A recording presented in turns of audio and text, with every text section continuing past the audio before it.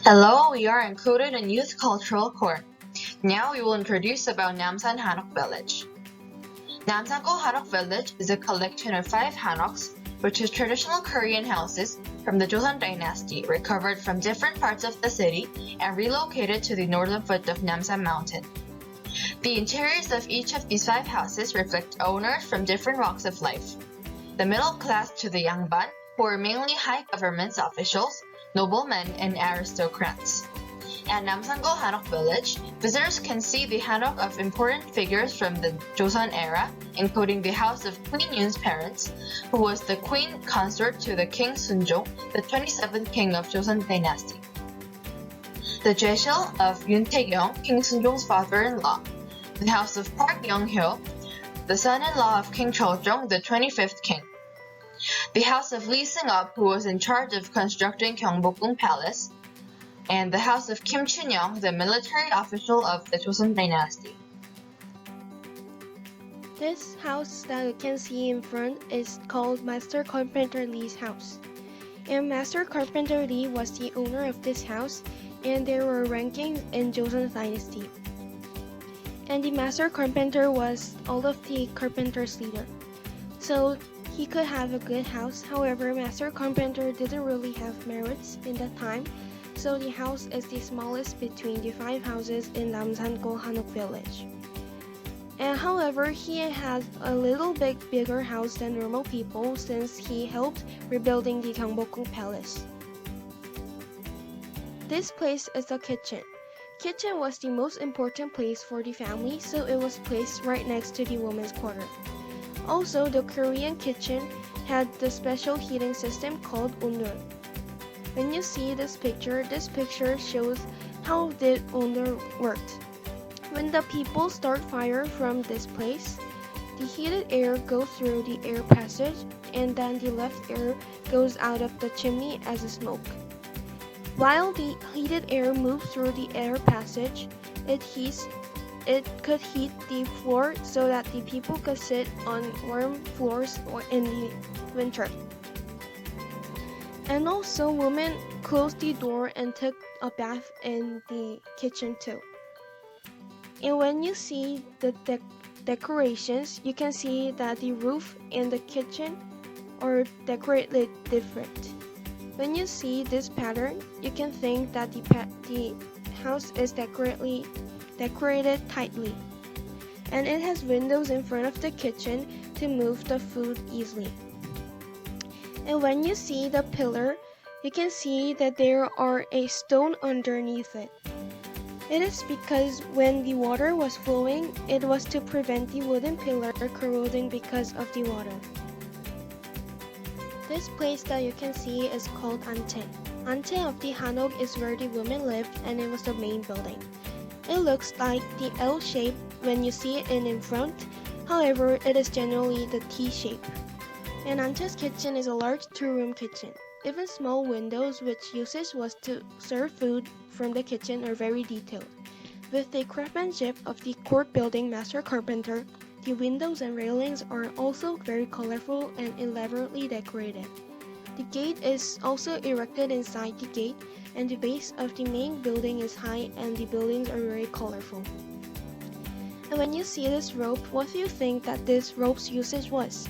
It was used to hold it when the people have take off their shoes or take on their shoes. High-graded people thought that they shouldn't lower their heads in front of the servants, so they used this rope to prevent bowing to the servants. And also, this metal kind of looking thing is used for the lifting up the doors. In summer, the weather was very hot, so people lift the door to make the room even cooler. And this place is the sarangchae.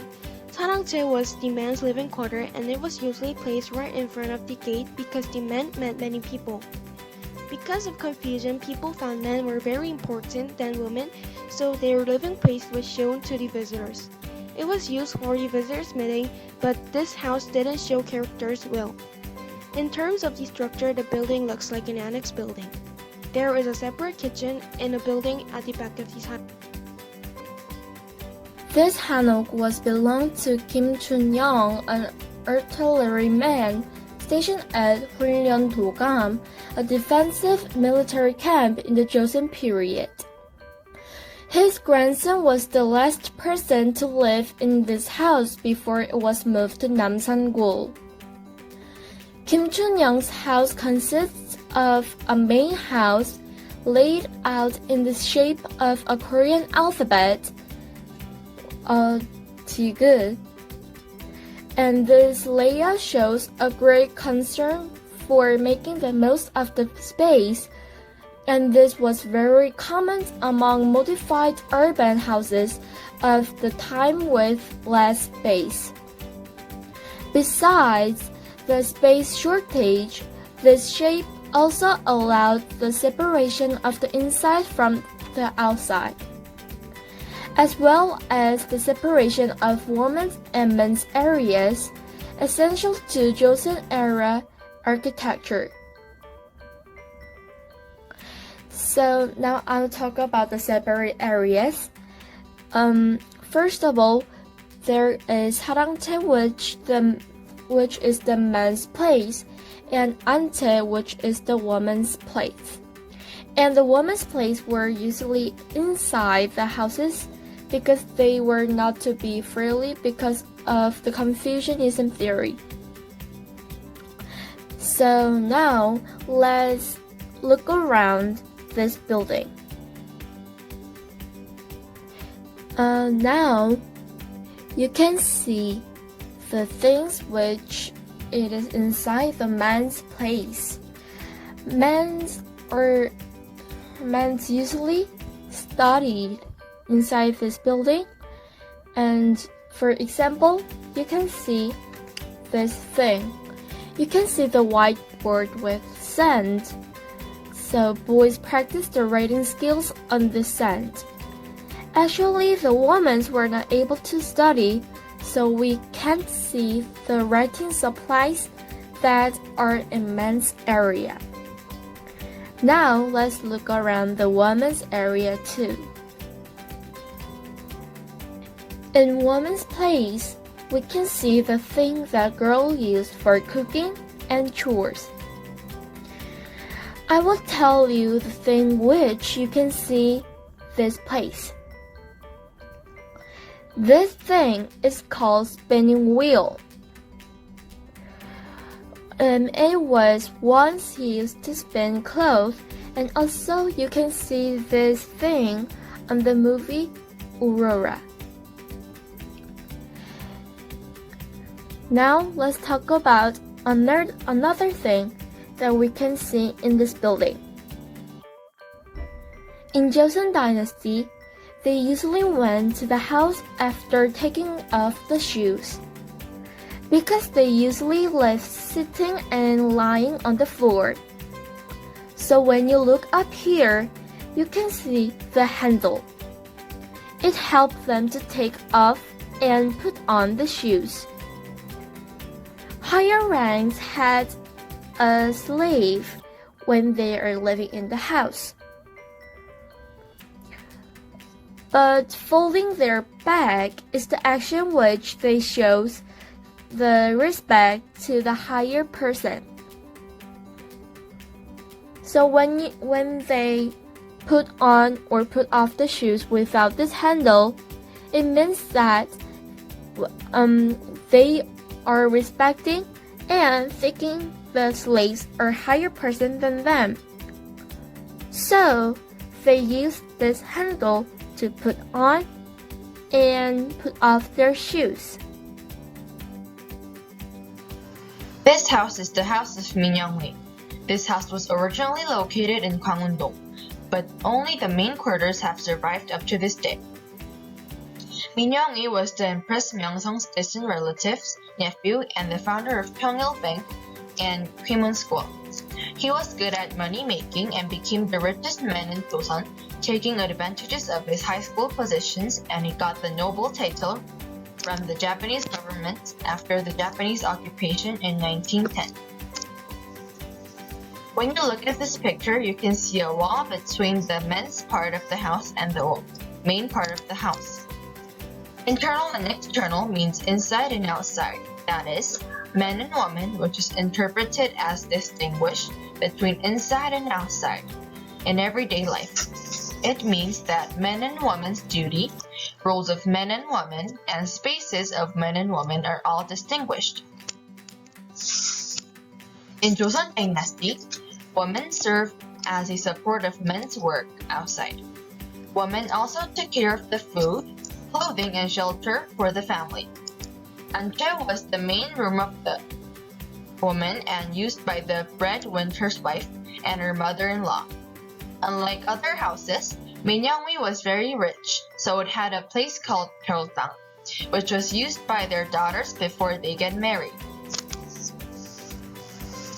This is the main men's part of the house, and it consists of taechyeong and rooms where neighbors and relatives gather for friendship. And the adults of the house is used to educate the young children in academics and culture. If you look inside the upper floor numaru, there's a bed where men can lie down and relax. There is a 2-room taechyeong floor in daily use, and you can see the onjol room where the outside owners stay every day. From the back side, you can see that the two spaces run forward and have an L-shaped structure. Moreover, it has a kitchen unlike typical men's part of the house. Churyeon is signboards on pillars of walls at traditional houses. It is called signboards, meaning that the first pitch was walked from the pillar to post. The signboards that you can see on each side is churyeon. It refers to writing, fine writing, a phrase that can boast of to others in brushstrokes or inscriptions on the board and posting them on the pillars of traditional house. It is a common way to use a technique that only outlines letters. In the inner quarters, people who are good at writing, wishful thinking, or words of virtue are asked to write, and 사랑채 writes famous poems and works of its own. If you think about it now, it can be seen as an interior effect to make the house more stand out. Okay, now we are in front of the new house, and I brought you a picture of the owner of this house. His name is Yoon Tae-young, and he was the father of the Joseon Dynasty's last queen. So before we move on to the inside parts of the house, I would like to explain about this tall gate. This gate was called lofty gate because it was tall, obviously. And there are representatively 2 reasons that the Joseon people constructed this door this high. The first reason is that it was made for the noblemen, and the noblemen wanted to identify and show their dignity and power. So you can predict that this lofty gate was only used by the noblemen. The second reason is this. Because the noblemen usually used a palanquin, like this one over here, it was very tiresome to get off this palanquin and then walk into the gate if the gate was too short. So they made this gate long so the palanquin could enter the house right away. You can find out a very unique factor of this house when you look at the blueprint. If you look at this, it is very similar to the Chinese character I placed over here. Usually the hanoks are formatted as this shape or this shape, but uniquely this house was motivated by a Chinese character, which means the best. So, and one thing I have to tell you is that this house wasn't mainly focused on functioning as a house, but it was rather to function as a place to give memorial services to their ancestors. So you might wonder where they gave memorial service to their ancestors, and it is right over here.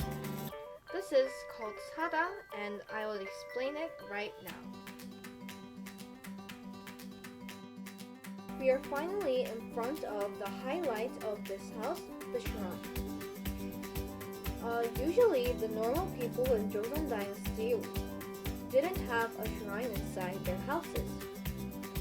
But the wealthy ones and the rich people afforded one and built one for their ancestors. So over here in the shrine, there are three things that we should look for. The first point is the location of the shrine. Let's think about it. If the shrine is a place where we worship our ancestors, then where should it be located at? Yes, of course, at the highest place of the building. So if we look again at the blueprint, this place, this place was actually higher than the buildings down here. And in case you forgot it, this is the shrine we are looking at. The second factor is that there are 4 doors over here. This represents that the Joseon people usually worship their ancestor up to 4th generation. This is a picture, so it might be not clear to look inside the shrine. So so over here there are each inside each of these doors there are these kinds of table and chairs. So there were a rule for placing the ancestors, and so the eldest ancestor were placed in the left end, and the youngest ancestor was placed in the right end. Then you might wonder, what if a new family member died and they have to go into the shrine and there were no space to go in? Then the eldest ancestor, which was in the left end, would be moved to the grave.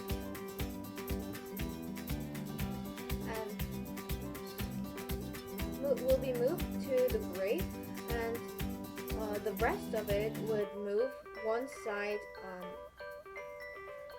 left towards the left. Then this part would be empty, and the newly died family member will be worshipped over here.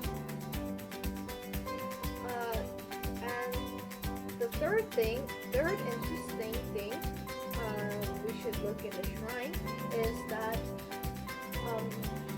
if the eldest ancestor was a person who did a great role for the country or the family members, this ancestor were not moved to the grave, but was moved to a special shrine and was permanent over there. Now we are going to see the last house of the Namsangol Hanok Village. This house belonged to Yoon Do-kyung, the uncle of Empress Sun Jung-kyo. We presume that this house was built in 1910s. He built about 20 houses and the relatives lived together.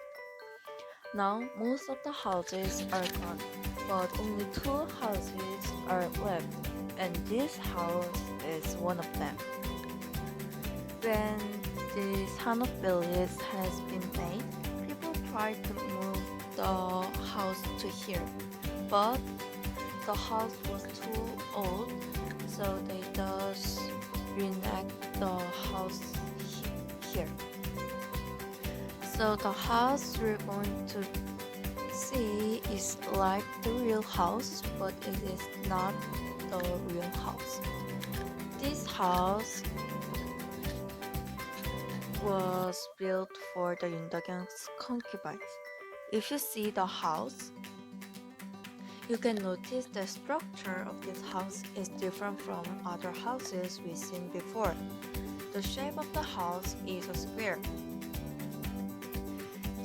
That was because this was for the women, and following to the Confucian ideas, women's quarters should be deep inside the house.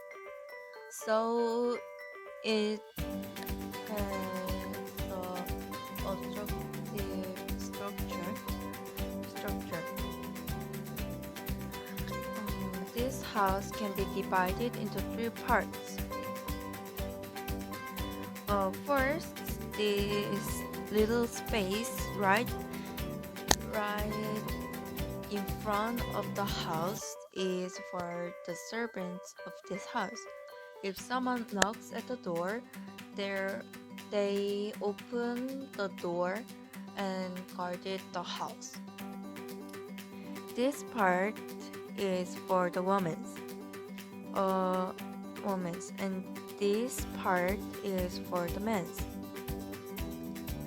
If you notice, the women's quarter are more high, fancy, and beautiful.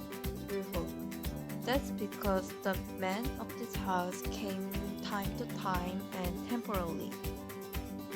If you see the inside of this men's quarter, you can see it is very small and have not that many things inside.